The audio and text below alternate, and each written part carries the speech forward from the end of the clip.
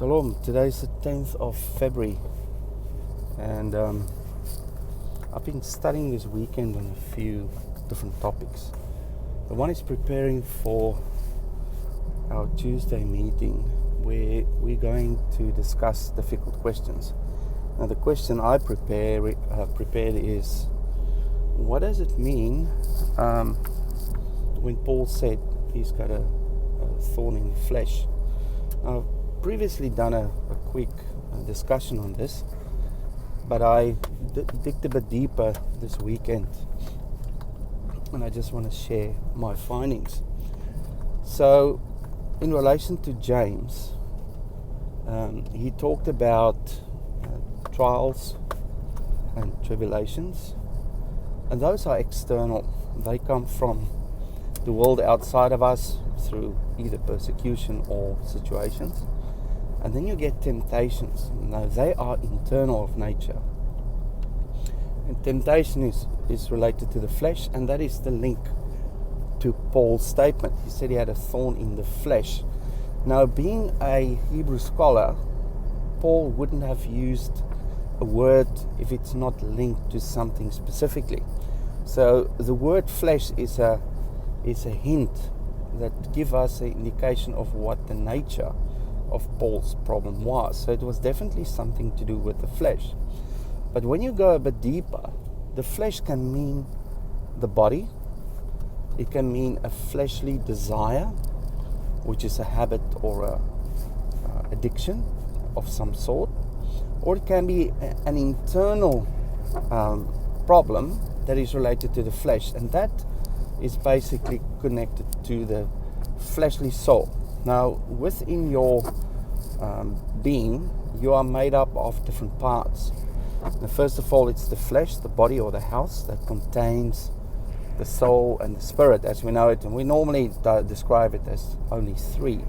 Now, there's actually 6 levels. Now, man equals 6 if you look at the letter Vav, and we consist of 6 parts.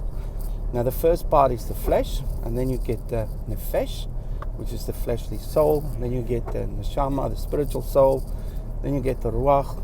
Then you get the chaya and the yechidah. So those are the 6 levels that make up man. Now from ruach, chaya and yechidah, they are connected in the spiritual realm. Those 3 exist beyond us in the higher realm. That's our connection, just like the scripture described that there's a silver cord that connects us. Now this is typically similar to the silver cord that connects us to the spiritual higher origin of our being. Now we are in the physical, but half of us is in the spiritual.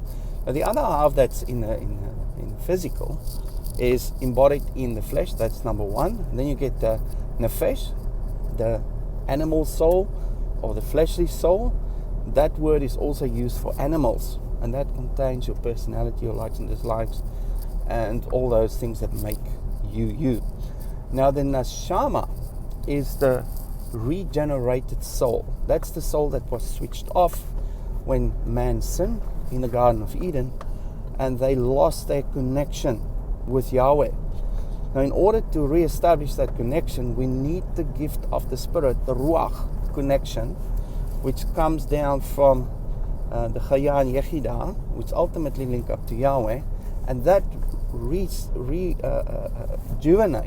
the Neshama and reborn that part of your soul that's been dormant since your birth. And that's the Neshama, the spiritual soul. Now, Paul referred to these 2 souls as the old man and the new man.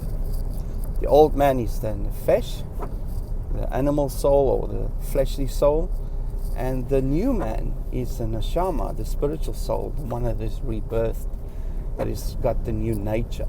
And the new nature seamlessly connect via the ruach up to the higher levels into Yahweh.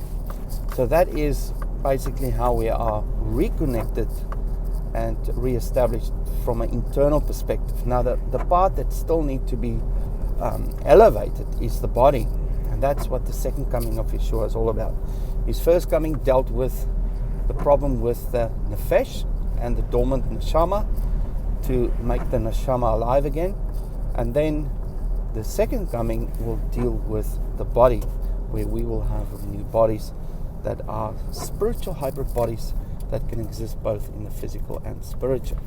Currently our physical bodies are under the master of time, bound to the physical, and we have to pass through death in order to break the bondage of time, in order to elevate, and that is where the renewing of the body will come into play. So that's just a bit of background on what we consist of.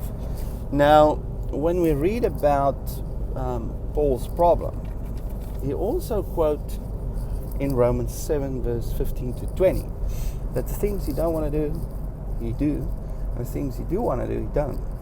So he had this internal battle inside of him. So that has to do with the battle between the nefesh and the neshama, because he knows that anything coming from Yahweh is good, and that is basically Romans 7 verse 16, where it says the law is good. And the word law there is the word nomos. And nomos can mean three different things. It can mean the Torah, the law of Yahweh, which is also referred to the law of the Spirit, the law that is written on the heart by His Holy Spirit. Then you have the law of the flesh. Now those are the habits and the addictions that is built into our being through the fleshly soul linked to the body. And we follow the pleasures of the eye, the pleasures of the heart, and we are basically led by the heart and led by the flesh and our fleshly desires. Now that is the law of the flesh that Paul also talks about in one of his letters. I think it's Romans as well.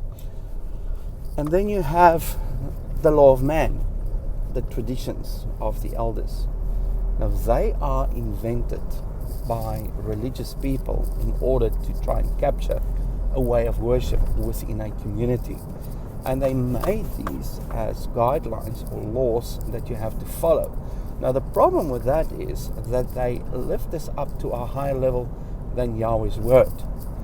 And they demand people follow their laws in order not to break Yahweh's laws.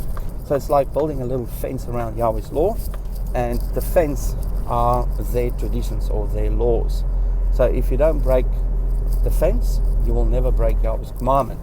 But what they did not think about is when you replace Yahweh's law with another law, that is breaking His law as well. So they are sinning in a sense of taking away from Yahweh's word, because some of the laws they streamlined a bit. For example, the tzitzis, they took out the blue cord from the tzitzit, they just made it white because of whatever reason, and they also added to the commandments, for example, the hand washing ritual that Yeshua reprimanded them about in the New Testament. They actually said that Yahweh commanded us to wash the hands, and He did not. So it's their commandment that they said Yahweh said it, which He did not say. So those are the three examples of nomos and what the law is. So you have to read the context in order to understand which nomos he was talking about. Now the nomos here is the one that relates to sin.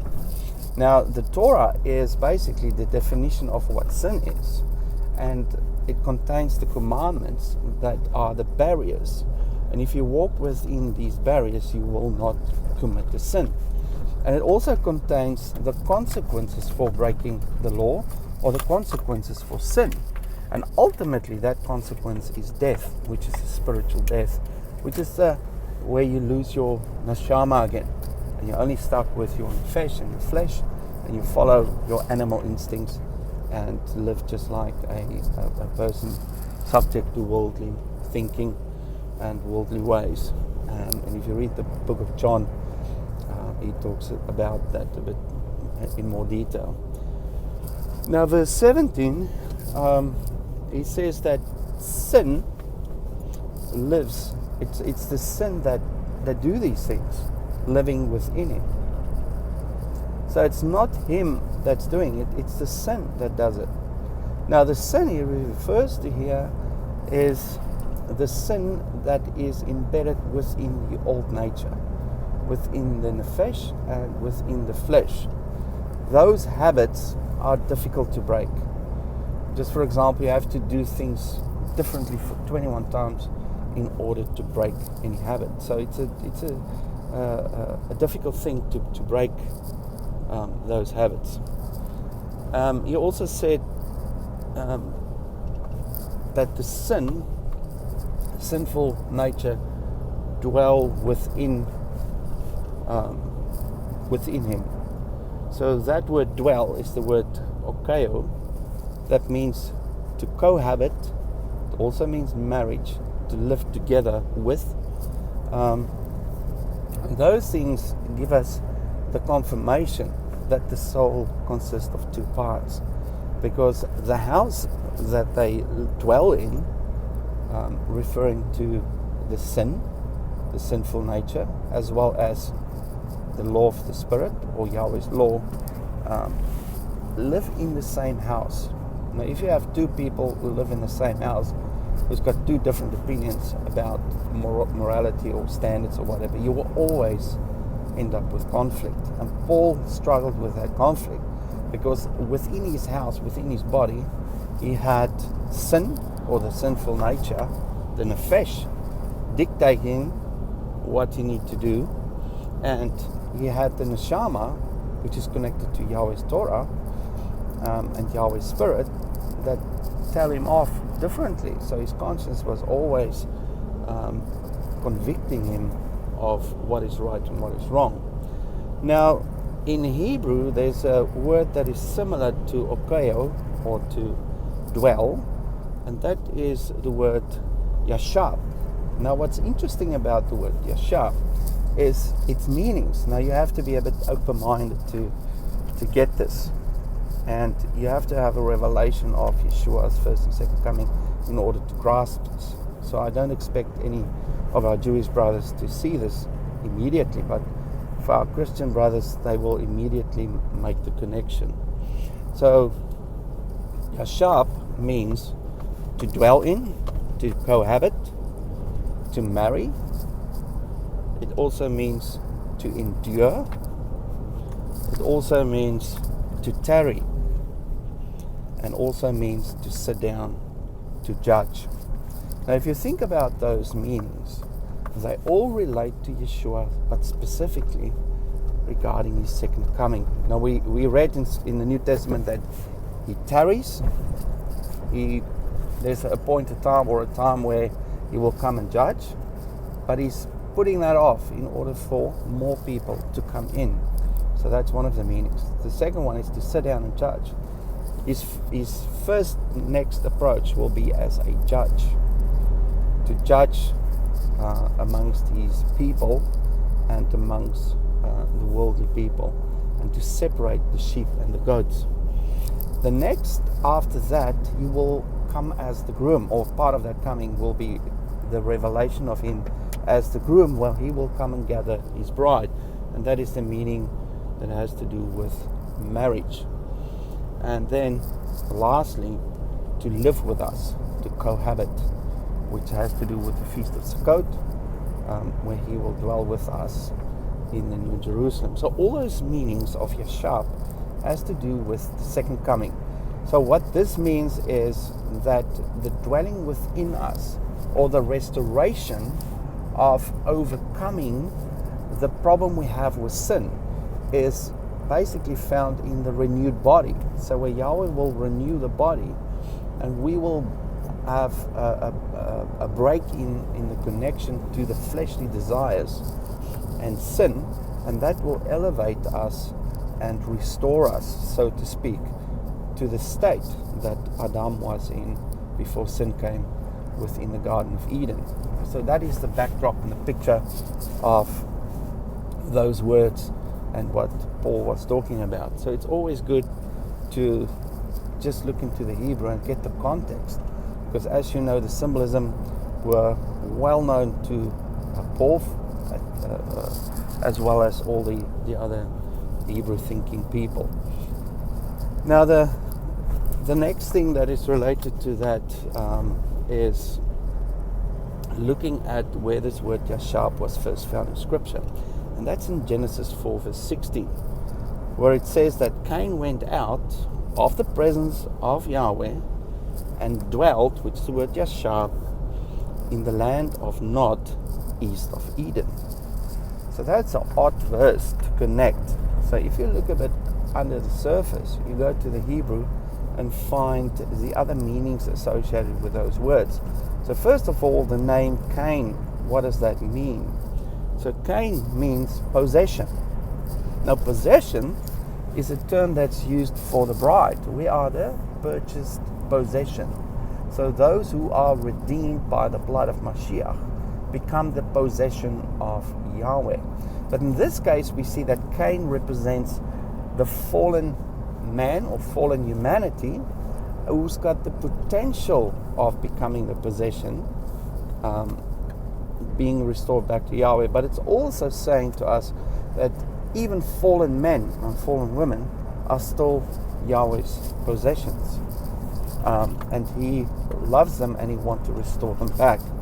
So that's the first word. The second word is Nod. So the word Nod means exile, and to wander, to be like a nomad wandering in exile. So exile means that he is expelled from the presence of Yahweh, and that is parallel with the picture that we see in the Garden of Eden. When Adam and Chava sinned, they were expelled from the garden, and that's what the word Nod means. Now Eden, or east, is the next word that's interesting. East means ancient things, but it also means opposite. So basically Cain lived in the land of Nod, opposite Eden, or opposing to Eden. Now anything that is opposing to, the word opposing is also a word Satan, that means the opposer. So the consequence of following the seed or taking the seed of the opposer, the Nachash, will lead you to the place that is opposite or opposing Yahweh's ways. And that is the place opposite Eden, or opposing to Eden. And Eden is the last word, and Eden means pleasure. Now pleasure is associated in relation to Eden, to the presence of Yahweh, to life, peace and joy. All the things that we aspire to is connected to that pleasure, and that pleasure is basically connected to the presence of Yahweh. So we are expelled from, or exiled from, the presence of Yahweh, which relates to Eden. We are living opposite or opposing to everything that Yahweh has designed for us in a perfect state. So we are in a fallen state, and we have the potential to become His possession, but He has to go through the process of redeeming us first, and that's why the first coming of Mashiach is so important, because the blood is the currency for paying for the consequence of sin, so that the sin cycle can be broken and we sin no more. And that has to do with the second coming, where we will receive renewed bodies, and those renewed bodies won't be bound to the fleshliness, to the old man, to the nefesh that will constantly pull us down, basically causing us to have the same issue that Paul had, have this internal battle, knowing what is good but constantly doing the wrong thing. So that bondage will be ultimately broken after the second coming. Until then, we are under grace. That's why Yahweh told Paul, my grace is enough for you. What does the grace represent? His grace represents His covering. His covering is His blood, that seal of redemption, that payment, that pay for the consequence. So that does not give us a ticket to sin. It just covers us if we sin. So we must still strive not to sin, because we strive towards holiness, and holiness is the ultimate character of Yahweh, our Father, which we want to adhere to. So that basically concludes my thoughts on the thorn in the flesh. I've got a bit more on the thorn, but I'll elaborate on that a bit later. So I hope you have a lovely day, and shalom. Speak to you soon.